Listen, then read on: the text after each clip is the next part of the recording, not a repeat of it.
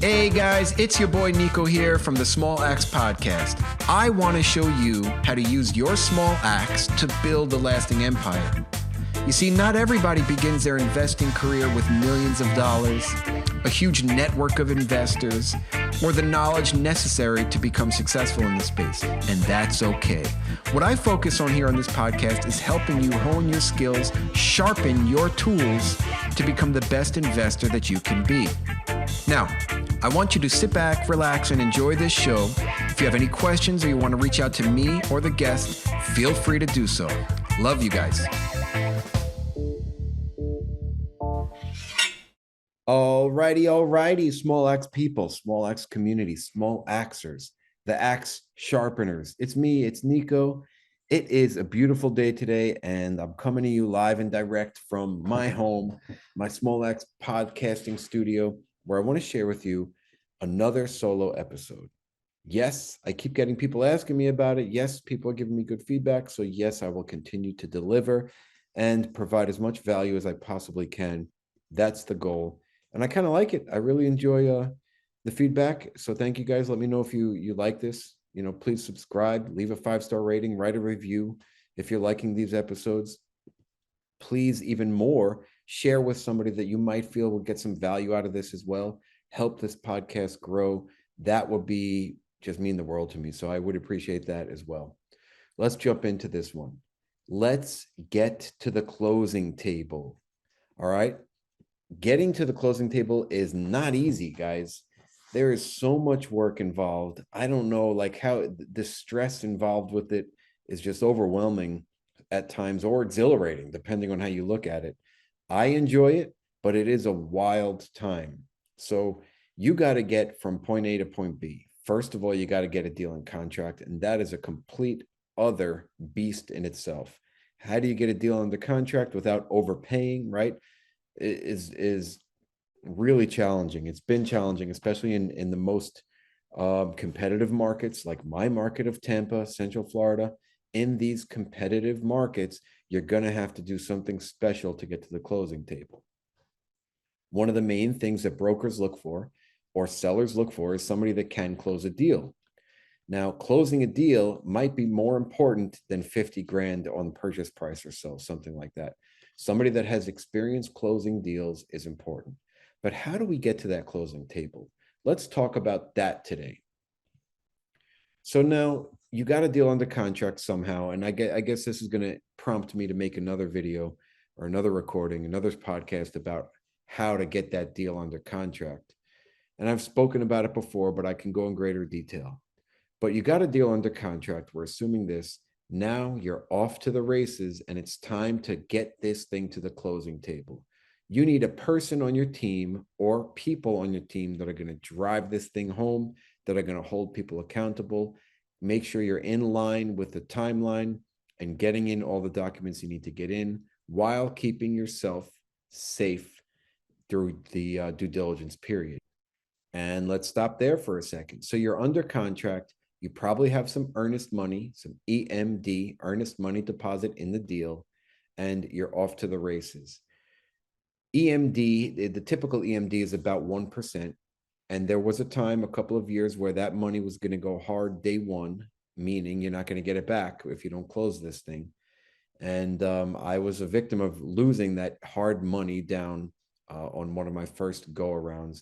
A couple of years into my journey, we lost between 50 and 60K on our, which I explained in another podcast. You can go check it out. But we lost that money, that EMD. So you don't have to go hard with your money these days until you get closer to the closing table. So when you first sign a contract, you have typically a few days to get the money, the earnest money deposit held with title. So you're going to deposit that money with the title company within 3 days or so. All right. So now you got the money in the bank and due diligence starts. The DD period, or the due diligence period, is the time where you have to evaluate the property, to go through the ins and outs of the property, the bones of it, get all of your inspections done, get all the documents that you require from the seller in order to kind of go through your own due diligence, right? You want to do your financial underwriting, do your You make sure that all the numbers check out and check all the, like, do their leases match up? Do they actually have the rents that they were claiming on the OM, the offering memorandum? So much goes into this. All right. So you've got to make sure that while you are doing your due diligence, you're very careful. Call people out, call the brokers out, say, hey, wait a minute, you said rents were 800, but I'm showing here all the rents are 600. What's the deal? You might have to renegotiate on price on something like that. You also might have to renegotiate on price, although you don't want to. You want to avoid renegotiating on price if possible. You might have to if you find some crazy things during due diligence. Some examples of some crazy things that could show up that might not have been visible prior are perhaps the plumbing is shot. Perhaps you need to replace the plumbing and there was no way to tell that prior to inspection. Perhaps there are leaks in the roof that you could not see or could not foresee during your initial walkthrough or your drive-bys. Perhaps there was some electrical issues that you could not see, and perhaps you couldn't get into all the units, and maybe the units that you did not get into but now you could during due diligence are completely trashed, right? And you're going to have to spend a lot more money than you had anticipated. For all of these reasons, it's good to have a nice cushion going into this, to the contract period. Like, I like to bake in a good amount of capital expenditures, capex budget prior, just to kind of keep us safe so we don't have to retrade. But again, obviously this will hinder you on how many deals you can get under contract, because you're not offering the same purchase price as other people that are a little bit more aggressive, that look to go in and retrade. However, there's always times when you might have to retrade and renegotiate during the due diligence period. Now's the time to do it, because typically after the due diligence period, your money will go hard. It doesn't have to go hard then, but it can. That's another negotiation strategy.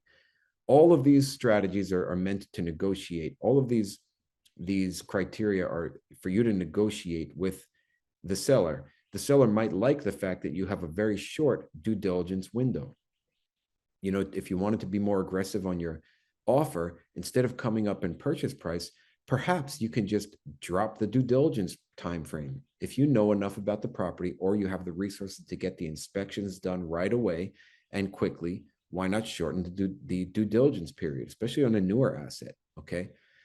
I don't want to force you to do anything crazy, but that's one strategy to negotiate, perhaps not coming up in price, but being more aggressive on the terms, shortening the due diligence period, perhaps even shortening the time to close, which is not always possible depending on your lender. Okay. But that's one strategy.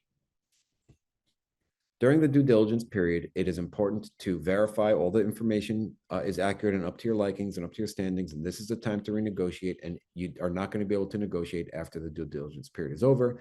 You're going to either walk or continue and go to the closing table during this time.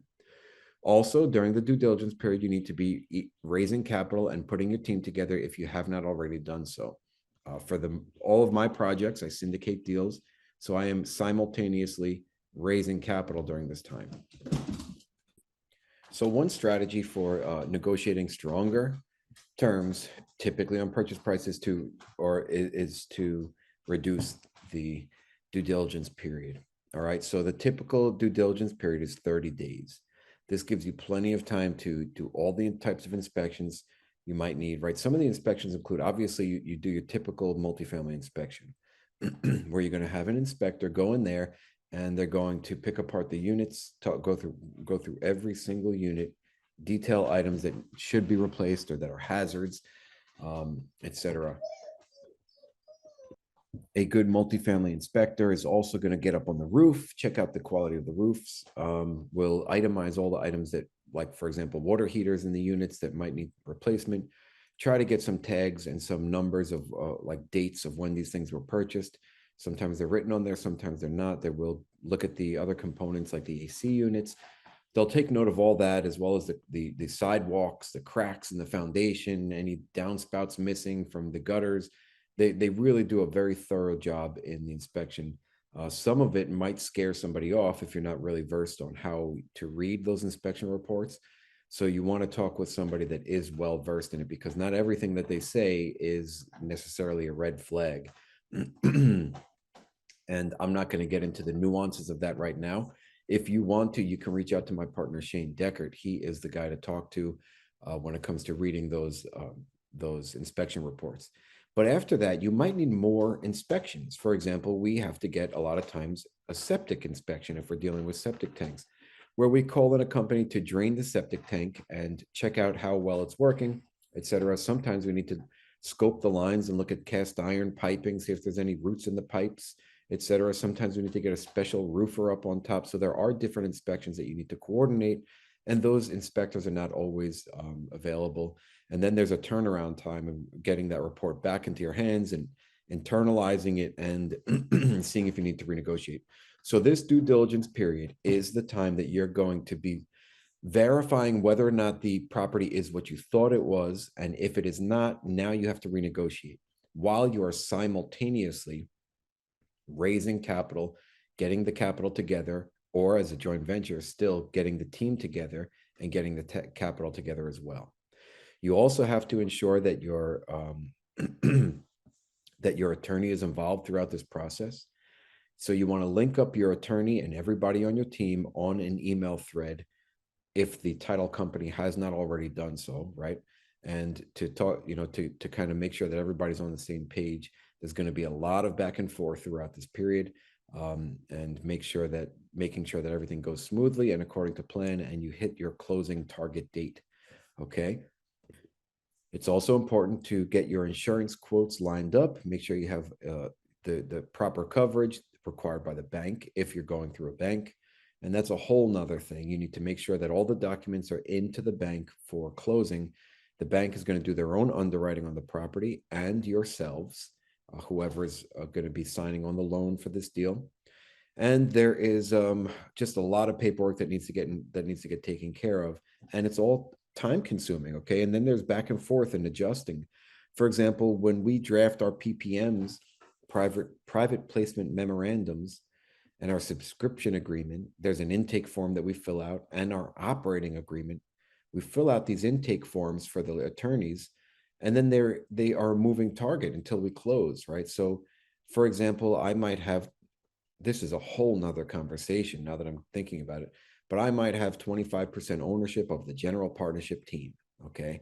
Now, if somebody comes in, I'm not able to bring capital from my investors. Somebody comes in and takes the majority of the capital raise, and they handle that themselves through their network. I'm going to be shedding some of that 25% most likely to the bucket of capital raising that goes to this other partner. Okay. So on the operating agreement, it's going to spell out for you basically how you guys are going to function as a team and how you're going to operate. And it's an agreement in place, but the I guess the ownership percentage is going to be a moving target until closing, and it's going to be something that's going to have to be edited back and forth with the attorneys. And it's very important to be to converse with the attorneys and make sure that you're giving them as much information as possible for all the three documents that you're going to get from them: the PPM, the subscription agreement if you're doing a syndication, and the operating agreement. If you're just doing a joint venture, you probably only need an operating agreement, but don't quote me on that because I am not, I've never done a JV. I do syndications. Now, even when you're done with the legal documents, they are still fluid. And for example, you might have to bring on another partner. You might have to lose a partner, right? And things change, and then edits that need to be done. So it seems like, let's say 60 days is a typical, 60 to 75 days is a typical closing period for a multifamily acquisition. You might think it's a lot of time, but it's like you are scrambling to make it all happen in time. Now, on this last deal that we just closed, the 16-unit deal, we syndicated it, and we did a 30-day close. So talk about getting everything in line quickly. It was just wild. This particular deal helped us out a little bit because of the financing was not needed. We're doing seller financing, so we didn't have to go through the bank's underwriting and that entire process, which could take up to 45 days to get approval and funding for.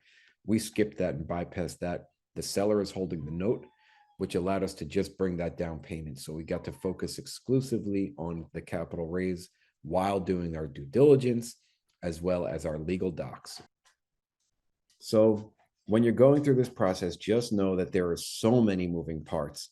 And for example, today I had to ensure that my insurance is going to be ready to be binded tomorrow at closing. So there's so many things to consider. Also, you have to open up new LLCs, which takes time. You have to get the EIN numbers, which takes time.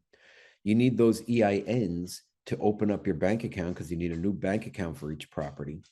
You need the EINs to do the legal documents. So like if you're not specifically in line with and taking things step by step and making sure each step is completed quickly and in order, and then you're going to stumble and you're going to just add time to this closing.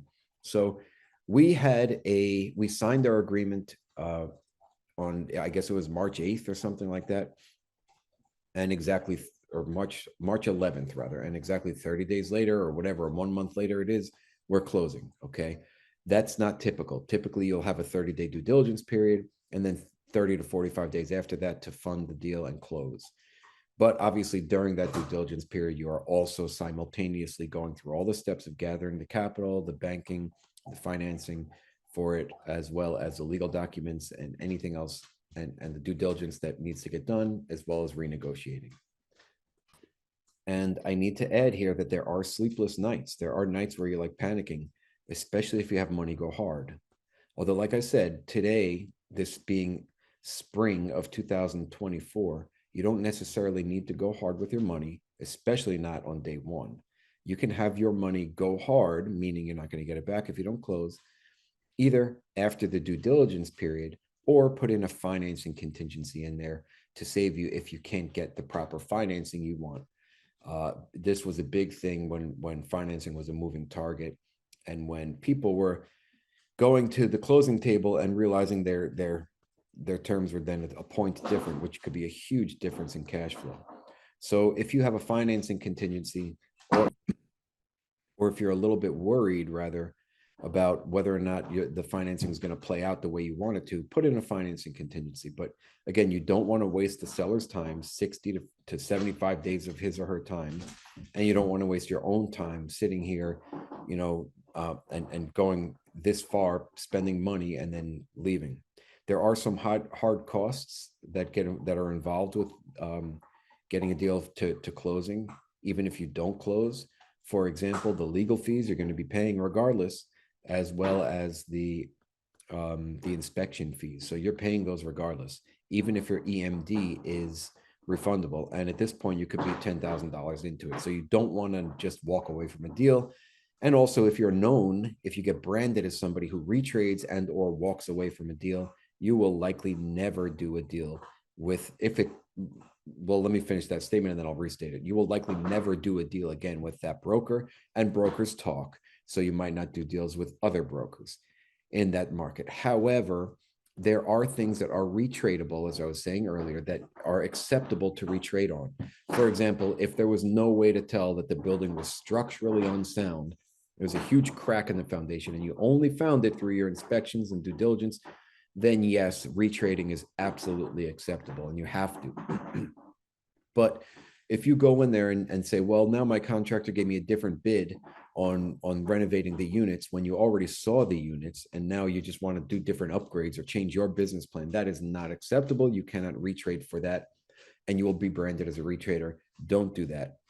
Also, you do not want to walk away from a deal, take it 50, 60, 75 days and then walk away. You don't want to do that. You'll be known as somebody who cannot close, and closing is extremely important.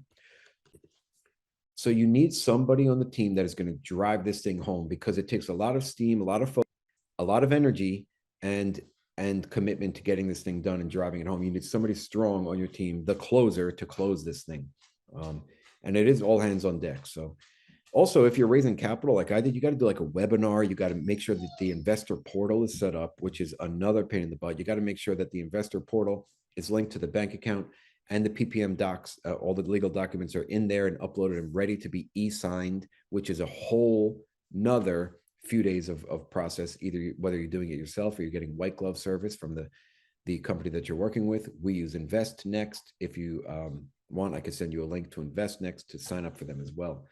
And they do offer white glove service, which helps. And they got it done for us in a day, and we're super, super helpful. But all of these things take time, and all of this is a lot of work. Now, if you are the acquisitions guy, like I brand myself to be on our team, this is my job. I got to get this thing to the finish line. I can't just sit here and flounder and watch it fail. I got to get this thing done. So I got to drive it home. And on top of that, I cannot slack on my responsibilities of maintaining my other properties, doing my asset management for my other properties, and I cannot slack on searching for more deals and underwriting deals. There was a few days that went by during this period that I was like just swamped with doing the capital raise, getting the presentation together, making sure everything was sent out to investors, getting investors bank account, getting the bank account set up, making sure the legal docs were how we wanted them. There was so much that I missed a few days of deals, looking at deals. And that is unacceptable, especially for somebody like me, who is somebody that is supposed to be the acquisitions guy. And I am the person for my team responsible to making sure no deal gets past me without getting a quick underwriting. So there was one night I underwrote 4 deals. I started at like 7 o'clock and then I finished at like 11. I did 4 deals of underwriting in one day. For some people, that's not a lot, if this is what they do for a living, but I am a W-2 worker. I'm a single dad. So I am, and during this acquisition phase, it was a lot. But I didn't let them go. I made sure I underwrote them. None of them were great, but I had great feedback to give to the brokers, which is always huge. And that really goes a long way. And you know what? Something might actually come out of one of these or 2 of these because of the way I spoke to the brokers candidly about how I felt about the properties and where I thought that they would land and why my price is going to be lower than where I feel it would land, and ensuring that I could get the deal done. Sometimes, as I said in the beginning of this podcast, if you can prove to the broker, or they truly, truly, firmly believe that you are the ones that can close this deal and are not going to make it hard, they will choose you, because closing is a pain in the ass. All right, so I'm going to try to recap a little bit right now of what the process is like. I'm going to shoot it from the top of my head. Guys, I have no notes here. I'm just speaking. It was just a thought today of how challenging it is to drive these things home, get to the closing table. And I thought that this would be a great podcast to share, even a YouTube video, but I didn't set it up that way. But here we go. So you get a deal under contract. I'm going to shoot some stuff. Again, forgive me if I jump around. You get a deal under contract. You sign the PSA, the purchase and sale agreement. You wire your EMD. You start gathering your team. You talk about what your business plan is going to be. That should already be done, actually. You talk about who is going to be on your team. That should be done as well prior to getting it under contract, but sometimes it's not possible. I get it. You talk about where the funds are going to come from with your team. This is all day one of signing that PSA. And you're all stoked. You're all excited. Like, yeah, I got the best deal in the world. This is going to be awesome. You call you get your EMD lined up. Make sure you have enough money, earnest money deposit. You get it wired and you send it within the next 3 days. So within 3 days, your EMD is wired. You contact your attorney. You get an intake form and you begin the process of filling out the intake form with how you're going to structure this deal. Is it a JV? Is it a syndication? And if it's a syndication, is it 506B or 506C? I won't get into the nuances if you don't know, but obviously you could find out with a quick Google search or reach out to me. From there, you begin setting up your LLCs. You need 2. We do 2 LLCs, a holding company and a management company. And the LLCs are just generic. They're nothing crafty or creative. They typically just have something to do with the street that the property is on, and that's fine. You file for the LLCs as soon as they are visible on Sunbiz or wherever you see them. You then file for it's called the SS4, I believe, and you file for the EIN. Once you get that EIN number, your attorneys should already be working on the documents. You shoot over those EIN documents to them. They will attach it to the agreement, the legal documents. You take those EINs and the LLCs, and you use the holding company, LLC, not the management company. You go to your bank and you say, hey, we're going to open up a new company, open it up in this holding company name. That's going to take a few days. Let them know it's a business account. You need checking. Let them know who is going to be signers on this. If it's just one person, even better. If it's 2 or 3, fine.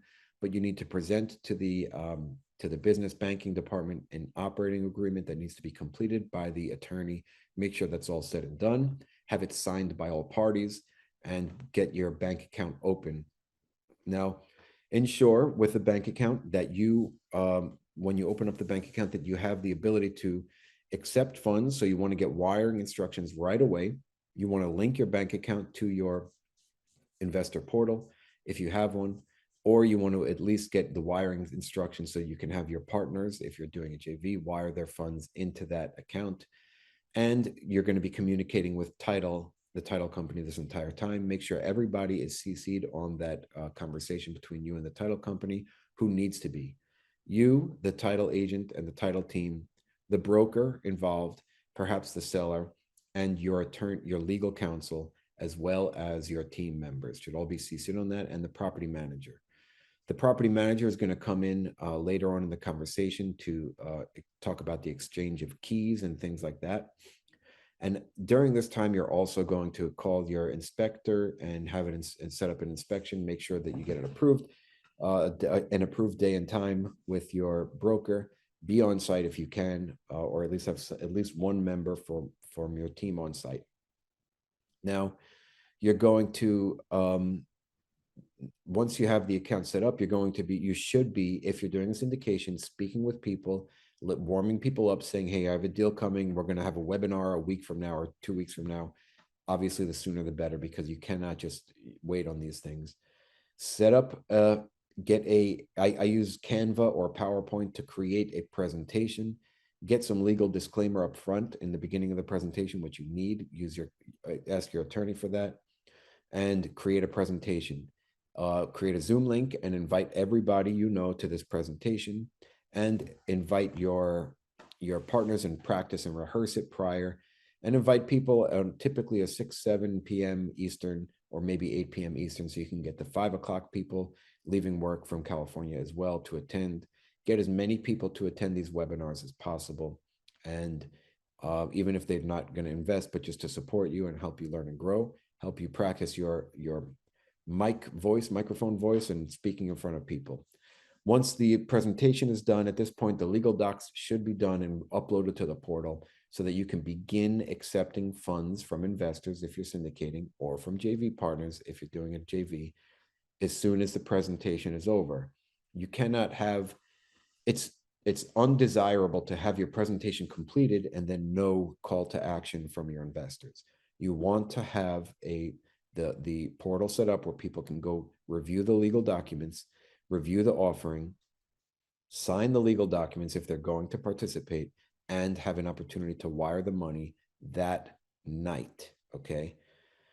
Please, this is a huge tip. Okay, so now you're also making sure that financing, all the documents are into whatever bank you're going to be financing with, or the seller if you're doing seller financing.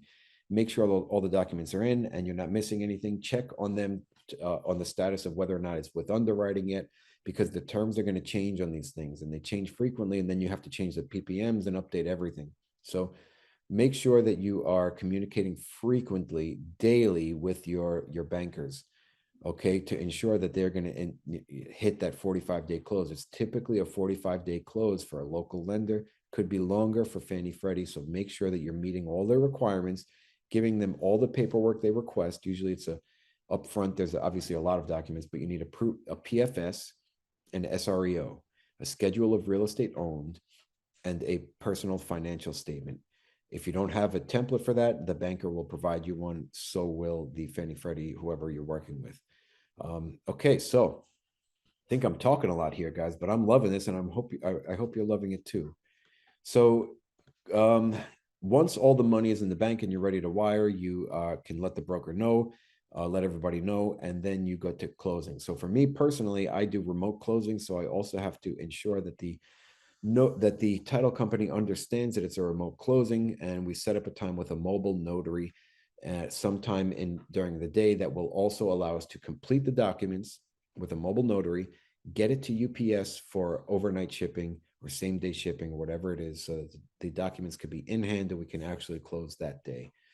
And then transfer all the keys to the property management team, and you are now a multifamily owner. Job well done. Woo-hoo. Congrats. And now the fun begins, as they say. If you did not think this was a whirlwind, you're about to get hit with a tornado. So once post-closing is when you need to implement your business plan. We are not going to talk about that right now. I'm going to save that for another podcast. I might do a solo episode. I might get a friend on here to talk about it. But yeah, now you closed. Now you're off to the races. So getting to the closing table is not easy. It is not for everybody. You need a strong personality on your team that is going to be consistent and drive this thing home, because you're going to need a lot of information from your partners, and you got to make this happen. Otherwise, you're going to screw up the timeline. You're going to push it back. The broker's going to get upset. They're not going to want to do a deal with you again. The seller's going to get upset, and you have hard money on the line here. It could be hard money through the EMD, or just the hard costs of the inspections and legal fees, as I said before. So this is not a time to flounder. Get your A game on. Crush it. All right. Hey, Small Axe community. I would like to say thank you for listening to another episode of my podcast, where we show you how to use your small axe to build a lasting empire. Now, if you liked what you heard, it would mean the world to me if you would subscribe, leave a 5-star rating, and write a review. Also, if you want to get in touch with me, go to my website at smalaxecommunities.com. Book a call with me. And until the next episode, keep sharpening those axes.